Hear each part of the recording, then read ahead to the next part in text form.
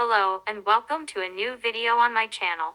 You can now see the name of the video in the middle of the screen. If you have friends who are as interested in fantasy stories as you are, then you can tell them about this YouTube channel if you want to support me. And I hope you have as much fun listening to it as I had telling it. If you want to tell me your opinion, you can write me comments. Then let's not talk without a fuss, but start straight into the story.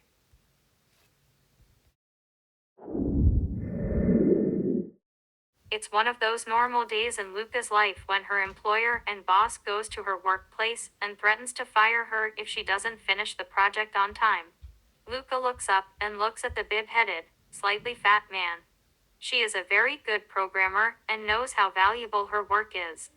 That's why she doesn't understand how her employer can be so ruthless as to take away what is most important to her. She can see it in his eyes. Luca knows that he wants her to work overtime. But this breaks her patience. She already accepts the low pay. But taking her sleep here is going too far. If there's one thing that's important to her, it's her sleep. She gets up and slowly packs up her things. Martin watches her and threatens to sack her if she leaves just like that. But Martin doesn't expect his threats to roll off her like rain off an umbrella. She stares at him with ice-cold eyes. He has never seen this ice-cold side of her before. Without turning around, she leaves the building and tells Martin that he can fire her. She adds that they can then see who completes his project. Martin looks after Luca in confusion. She gets into a cab and drives off. He stands there puzzled for a few more minutes. If he had known what was coming, he would probably have tried harder to stop her from leaving. If he had been a little more sensitive, he would have realized that she had been lost in thought all day. When he turned around and went back into the office, he had a bad feeling. Luca's coworkers noticed that she was relatively tense and thoughtful that day. They don't tell the employer directly, but he still realizes that his employees are not happy with what has happened between him and Luca. When Luca comes home, she is a little hungry. So she goes into the kitchen and eats something small. She's a little sad about her work, but that's not the most important thing that evening. The most important thing this evening is her dreams. For as long as Luca can remember, she has always dreamed of other worlds and dimensions. In recent years, Luca's dreams have become more and more real.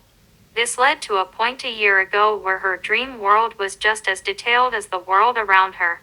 If it weren't for the fact that she has no form in her dreams, she would have difficulty distinguishing between reality and dream.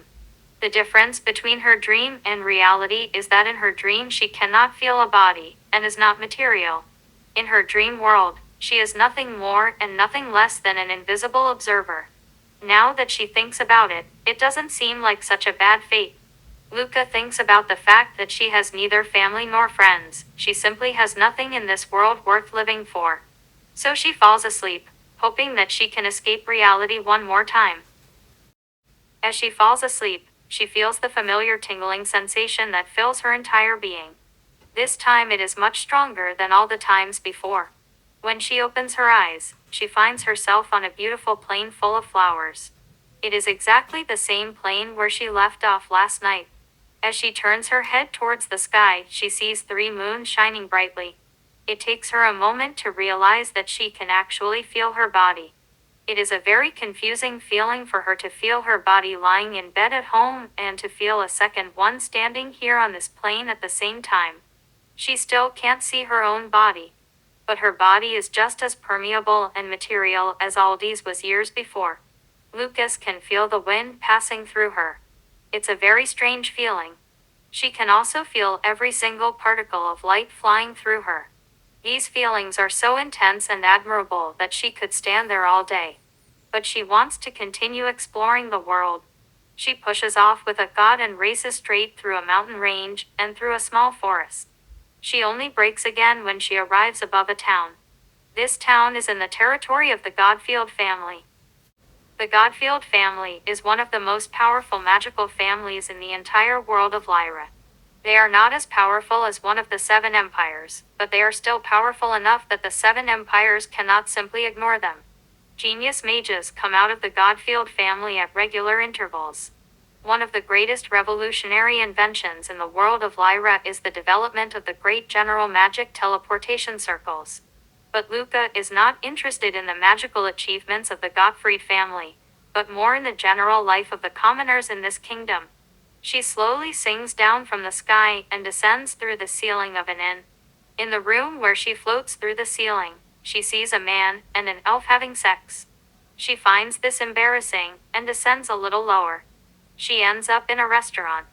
She sees two mythical creatures ordering something from a menu. Although the menu is made of paper, it behaves pretty much like a tablet from her world. The two mythical creatures write food for half-trolls in the search bar on the paper. Instantly, all the ink on the paper dissolves and rearranges itself. The two main characters select a few dishes. The menu then folds up into a paper crane. The paper crane rises fluttering into the air and races into the kitchen together with numerous other paper cranes. This magical experience is completely normal in this world full of wonder and magic. This is also one of the many reasons why she loves simply watching this world. She has to think back for a moment to the day that lies behind her. She thinks of the questioning looks that were thrown her way. All she has done all day is ask herself how real her dream world has become. Luca doesn't understand the worries and feelings of her coworkers. For her, she has nothing to do with these people. She shakes her head and thinks that it doesn't matter now. With another god, she flies to the side and into the flames of the fireplace. Suddenly something very bizarre and strange happens. The smoke envelops her whole self, giving her a visible form. The smoke flows through her body and becomes thicker and thicker so that you can see her fingers. And for the first time in her life, someone reacts to her presence in this dream world. He points at her and asks what on earth that is in the fireplace. This raises the question for her whether this can still be called a dream at all. The reaction of the people and mythical creatures around her is definitely no longer something that could be explained with simple excuses. It's as if these creatures really do have free will. Slowly Luca begins to understand that her dream is not a dream but a different reality. The possibility that every dream Luca has is a parallel reality is simply overwhelming. In order not to dwell on this overwhelming idea, she flies through the wall with a gut and onto the marketplace. But there is a voice in the back of her mind that seems to tell her that everything she sees here is real. She flies through a stall selling spices and herbs. To Luca's surprise, she actually whirls up some spices. The shopkeeper looks up and asks if anyone is there. Luca suddenly stops in midair to see if the shopkeeper can see her. He can't see her but seems to be staring in her direction. This feels very strange to her. She flies around the world for a few more hours. She sees a dragon and floating islands.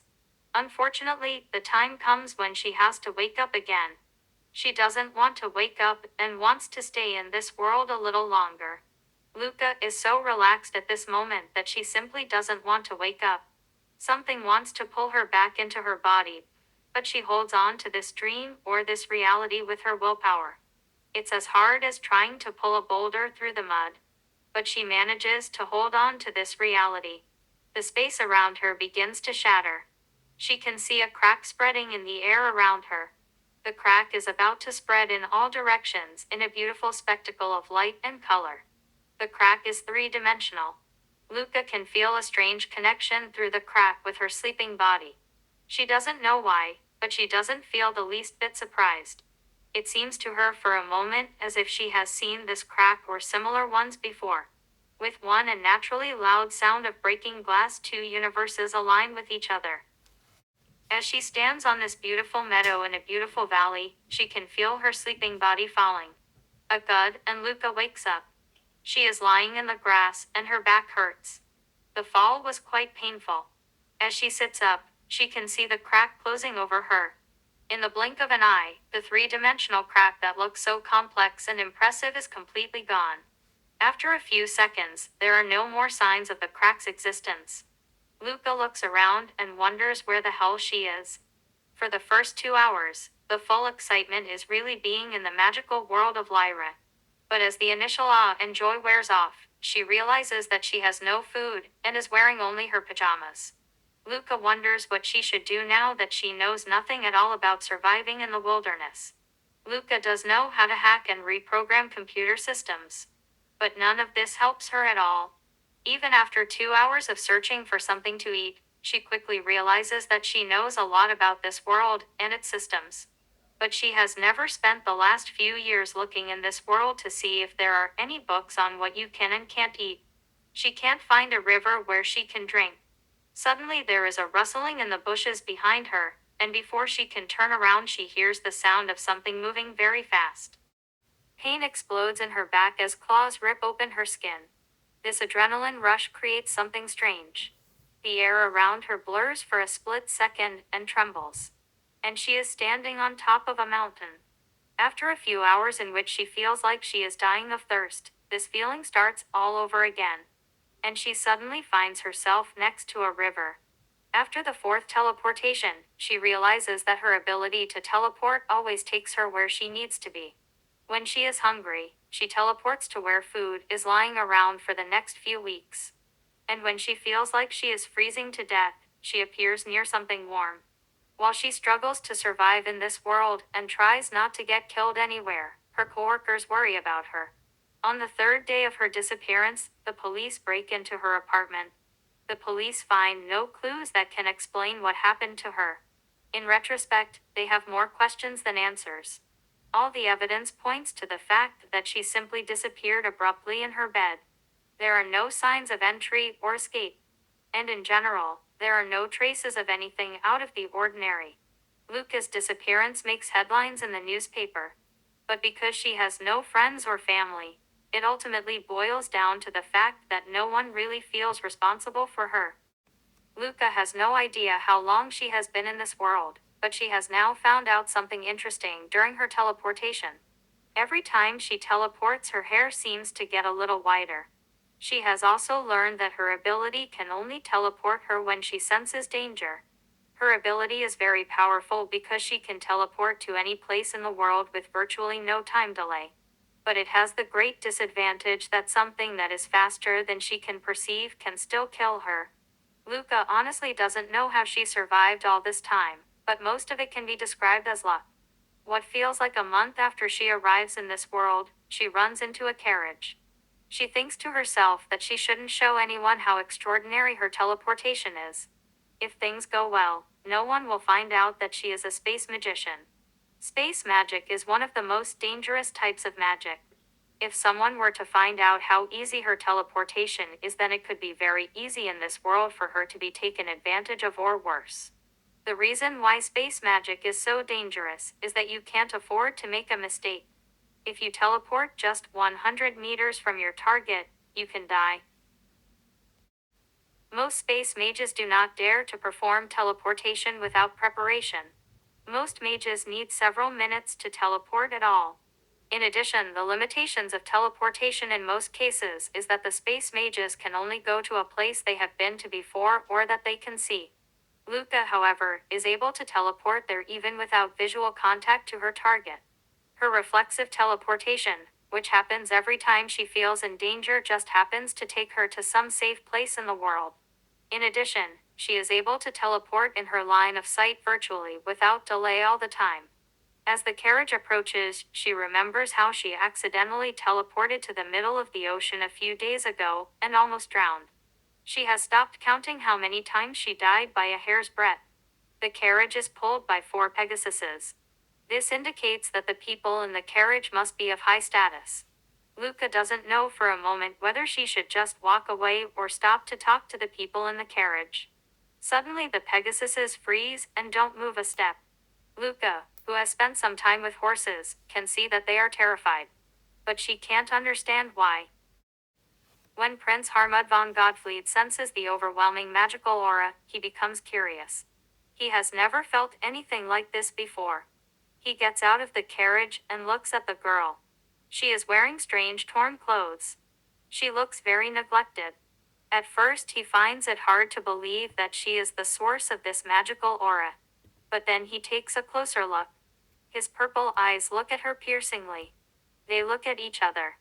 Harmut asks himself what on earth this girl in front of him is. because he can feel space trembling around her. He silently asks himself what existence can be so powerful that its mere presence makes space tremble. His aura frightens her so much that she starts to teleport around wildly on her own.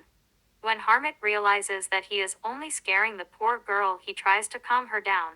His curiosity continues to grow because he has never seen anything like it. He doesn't know any magician in his family who is able to teleport by accident, and safely at that. He finds it totally impressive that she only appears in safe places all the time. His tension evaporates when he realizes that she has nothing but space magic. He tries to calm her down, but she won't calm down. She tells him not to make a move on her. Luca lets her aura flicker around him in preparation for a long-distance teleportation. With fear in her voice, she tells him that if she sees magic in his hands, it will be gone immediately. He wants to reassure her and convince her that he means her no harm. Luca starts at him and asks him if he thinks she's an idiot. She says that she knows very well what happens to magicians who get caught. She says in a new, firmer voice that she doesn't intend to work for anyone. Harmit sees that she is skinny and quite dirty. And from the way she smells, she hasn't showered for a few days. He thinks nervously about what he can say to stop this girl from teleporting away. Then a thought occurs to him. He decides to recruit this girl with such an abnormal space talent. And if that doesn't work, at least he wants her to feel a little better. So he suggests that she doesn't have to sit in the carriage but can simply follow him. Harmit sees the girl relax a little. When he offers to bring her something to eat here too, she listens attentively. Luca thinks that it can't hurt in any case. In the event that he doesn't keep his promises, she can simply disappear. Duke Harmit hears her tell him that they will meet again in this place in 1 day's time. Then the space around them begins to tremble. And the next moment she is gone, leaving behind nothing but a slight blur of air. Harmit senses that something is different in this girl's teleportation. It doesn't feel like space around her is simply bending to her will. It's not the same feeling he has when other space clearings take place. Other space mages have a lot of trouble finding the right destination coordinates. But the girl obviously doesn't have that problem. Herzakumit drives on with his carriage after the Pegasuses have calmed down a little. The fact that such creatures as the Pegasus are afraid of her at all shows that the power of her magic is very strong. During the whole carriage ride, he thinks about how she managed to teleport back and forth by mistake. A single mistake could have killed her instantly. The probability of her always appearing in the right place without any control is so vanishingly small that it could be classified as close to zero. On the way back, Armit wonders how best to gain her trust. The possibilities of forcing her to do something now seem pointless to him. Harmit thinks that not only the reaction of the Pegasus shows him that she is powerful, but also the fact that she teleports. He could personally think of few space mages who can teleport so often and not appear exhausted afterwards. Putting all he knows about her together, he realizes that he can't force her to stay in one place. He shakes his head and wonders in which direction he is thinking. He thinks his focus should be on befriending her and then introducing his family. The next morning he arrives home. He probably would have arrived home quicker if there was a general large teleportation circle there. However, such a general teleportation circle is of course also dangerous. Because of the possibility of teleportation circles being taken over by a hostile force, there are no teleportation circles in the vicinity of his home. Harmit tells his wife about what he has experienced. They agree that they must support a powerful space mage like her, who is also such a natural talent. She has a lot of sympathy for this girl from what she has heard from him. The next morning he packs some food and drives back to the place where he last saw her. He can feel her presence in a small bush nearby. She looks at him for a while, then disappears and reappears behind him 3 minutes later. Now her hands are clean, and she wants to see the food. When he gives her the basket full of food, she immediately gorges herself on it like a starving gentleman. She stuffs the food into herself and gobbles it down. A few moments later, when she has finished eating, they find themselves by a blossoming tree. She sits on a thick branch of the tree while he leans against the trunk. He begins the conversation cautiously. Helmut asks her carefully where she comes from. At first, Luca thinks that she can't just say that she comes from another reality. So she says that she comes from a very distant country and has been teleporting aimlessly through the world for several months now. He raises an eyebrow and asks her if that isn't far too dangerous. She shrugs her shoulders and replies that it is somehow not dangerous for her. She's not lying when she says she has no idea why it is. She avoids lying because very powerful mages can see if you are lying or not. This ability to see if you are lying or not is not always accurate, but she still wants to avoid lying. Harmut thinks the most important question he wants to ask her is whether she knows what her aura looks like on the outside. Creates this question because she seems quite inexperienced. But to his surprise, instead of saying anything, she shows him her real aura. Her aura is so strong that space trembles even at a distance of 10 meters. The space around her is trembling so much that it almost seems as if her loose presence is tearing the space around her to pieces. All it needs now is a little more energy, and her presence would be enough to tear a hole in space. Luca doesn't have to explain to him what she has done, because he understands what she wants to say. He is extremely surprised that a young girl like her has about as much magic as a dragon. This also explains to him why he is unable to sense the limit of her magic. He has heard that it feels exactly the same when someone is much more powerful than you as it does when they have hardly any magic. This means no more and no less than that you can perceive virtually nothing of your counterpart's charisma directly. The way she suppresses her charisma is frightening. Normally, when someone wants to suppress their aura and charisma, the result is something that feels like a disturbance in their magic. But with this girl, it seems as natural as breathing.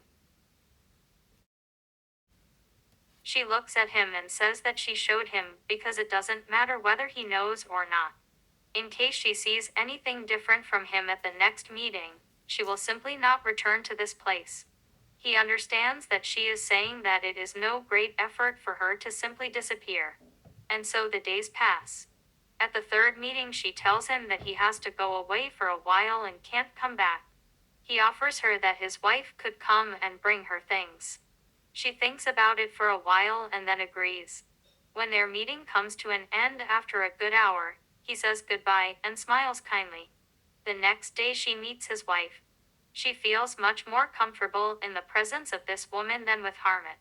One conversation leads to another, and after a good week and a half she finds herself faced with the decision of whether or not to trust this Godfield family. She decides to trust.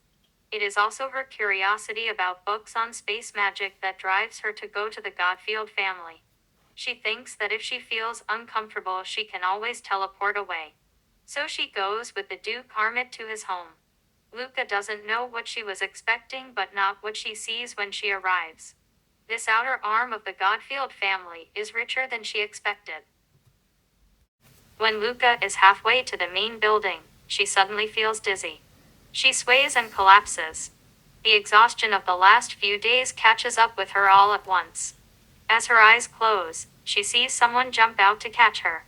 Then she is suddenly enveloped in darkness. She has the feeling of floating in the darkness for half an eternity. She can see nothing around her but darkness. Suddenly she sees the twinkling of stars around her. It doesn't feel as if these things are stars. Each of these points of light feels like a separate infinity. The darkness around her clears. She sees that she is in a space that is constantly changing. But that's not the strangest thing. The strangest thing about this place is that it has no magic. An atmosphere in which there is no magic cannot exist. Because magic and existence are closely connected. She wonders what this place is, but part of her already knows the answer. She recognizes the world and environment in which she currently finds herself from the books and Lyra. The inhabitants of the world of Lyra call this world the Sea of Creation, or the Ether. The books say that this world is the origin of all things. But Luca doesn't know how true this is. Luca wakes up a few moments later and finds himself in a soft white bed. Luca looks around the room. She sees that she is not alone in the room. A young woman is sitting next to her bed. Luca feels exhausted. Her insides seem to be burning from the inside out. When she tries to move, everything in her body hurts even more. She looks down at herself and sees that she has sores in many places on her body. She is also wearing completely new clothes. She sees a high-class potion on a bedside table next to her bed. This makes her wonder why anyone would use such an expensive potion on a complete stranger. The fact that these people want to take advantage of her would only make sense if you were to benefit from it. But since Duke Harmit knows very well that she can just disappear like that, it makes no sense to her. Now that she is sitting there in peace, she remembers the voice she heard during her sleep. Someone said that she was poisoned. The way Luca feels right now, it seems that her condition is not yet stable. Luca can't remember how she could have been poisoned. Her instinctive emergency teleportation brings her here to safety every time she is in danger. As Luca thinks about her situation, she gets bored. She has very little to do in this bed. She would really like a book on space magic right now. The rustling she makes when she moves in bed wakes the figure sleeping in the chair next to her bed. The woman looks over at Luca. With a care-filled face, she asks Luca if she is all right again. Luca says truthfully that she is still feeling relatively unwell. The maid only understands half of what Luca has said, but she now has something important to do. She gets up and wakes the other maid who is sleeping in the next room. Lord Harmit has ordered that she is not to be left alone. Luca learns from the maid that she is poisoned and her condition is not yet completely stable. Harmit enters the room with the healer and is relieved to see that she has already woken up. The way he worries about her is strange in Luca's eyes. The worry in his eyes is real. For as long as Luca can remember, no one has ever looked at her with such genuine concern. In the 21 years of her life, nothing like this has ever happened. In addition to the pain, she now also feels this soft, warm feeling in her chest. She recognizes this feeling as happiness and joy. She feels so moved that she starts to cry. This makes Harmit a little nervous. When Harmit asks why she is crying and whether she is in pain somewhere, she only cries harder. Luca sobs and says that no one has ever cared for her like this before. When she says that she lost her parents early, she's not lying. Harmit doesn't check whether she's lying or not at that moment anyway. He is too moved by what she says. Luca feels a sharp pain in her chest. With a spasm of coughing, she coughs up a gush of blood. When Harmit tells her that the poison in her body has not yet been completely neutralized, she remembers how she was poisoned. He hands her another bottle. The bottle contains a high-class magic potion. Luca is a little hesitant to drink the high-class potion. But then the pain is greater than her reluctance. She drinks the potion and feels a wonderful and gentle warmth wash away the pain. Harmit is relieved when he sees how the potion works. This potion is an elixir. An elixir is a potion that has such powerful healing abilities that it can bring you back from near death. He never thought he would use an elixir on a complete stranger. But he more or less had no other choice after his wife decided it. She threatened him in a way that only women can. He looks at Luca and asks her, "Can you tell me what kind of monster poisoned you so that even high-class potions couldn't cure you completely?" Luca, who is now recovering, looks at him and says that it was a basilisk. Harmith's jaw drops when he hears this because a basilisk is a legendary monster that should only be found on the continent of chimeras. The healer thinks it is impossible that she has met a basilisk. However, Harmit, who knows about her teleportation ability, does not think it is impossible. He just didn't think that her teleportation range covered the entire Lyra world. Luca describes the environment in which she was attacked by the basilisk. To the shock of Harmit and the healer, the land she describes is actually the Chimeran Empire. The Chimeran Empire is the second most powerful of the seven, next to Infernia and the Dragon Empire. Harmit doesn't know whether the girl in front of him is telling the truth or not. But he does know that she has enough magic to teleport to this continent. When Harmit sees that the healer wants to discuss further, he points out that they are actually here for something else. The healer nods and raises his hands. A soft golden light streams out of his hands. He says that everything is going well and that she is healing. But then suddenly his eyes widen in shock. When asked what it is, he tries to claim that it is nothing important. He finally says honestly that he has no idea what on earth he has just felt. As Lord Harmit and the healer leave the room, the healer says that it is a bizarre feeling. For a split second he had the feeling that this girl doesn't quite work according to the rules of this world. For a moment, it was as if the rules of the world were just suggestions for this girl. The healer shakes off this feeling, and this got because it is just nonsense. Besides, for such a brief moment it was palpable that it could just as well be imagination. The next morning, Lucas is well enough to sit up again without pain. At her request, she has some books on space magic delivered to her bedside. She finds it so interesting to read these books. The rules of magic seem very easy for her to understand. It is her curiosity that drives her to read on and on. This leads to her reading and experimenting all night long. The first book she reads during the week this sick is the book The Basics of Magic. The basics of magic are the fundamental laws by which magic works. The first magical law is that no magical power in the world is able to manipulate the free will of another. The second law is also called the law of time. Something that has happened cannot be changed. Something that will happen always remains only one possibility. The third magical law is that life and death cannot be influenced by magic. This means that something that dies cannot be brought back. On the other hand, life cannot be forced to come into being. When Luca has finished reading the first book, she moves on to the next one. There are very few books about space magic, as Luca knows. This is because not everyone has the necessary magic to be able to manipulate space at all. What's more, space magic is very complicated. And when the first page of the book already says please don't make any mistakes when casting these spells, it gives Luca a bad feeling. But as she begins to read through the book, she finds the rules of space magic relatively easy to understand. The first and most important rule in space magic is that there must be no mistakes when weaving spells. In space magic, if you don't describe exactly what you want to happen, unforeseen phenomena can occur. Luca reads that the most dangerous failure in space magic is space collapse. The phenomenon of space collapse refers to the event when space itself collapses.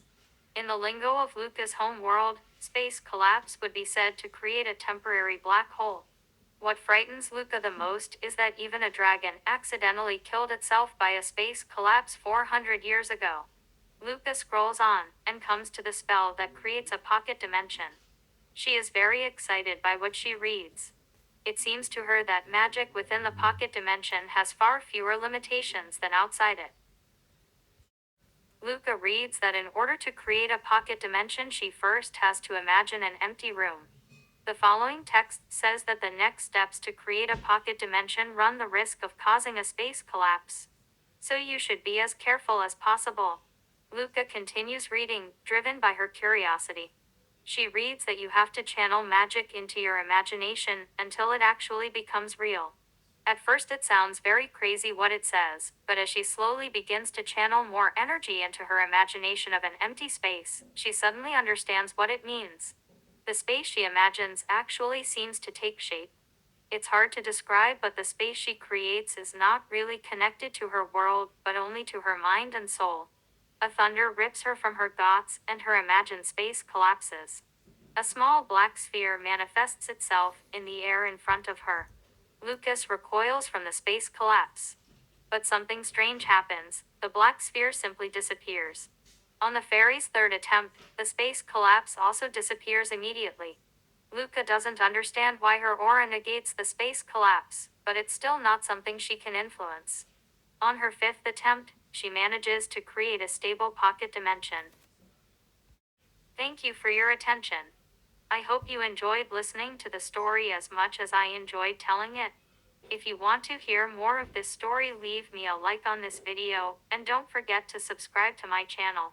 If you want to go to the latest video I uploaded, you have to press left, and if you want to go to my YouTube channel, you have to press in the top center of the screen. On my YouTube channel I have many such interesting stories. And I hope to see you again in the next video. Until next time, and bye.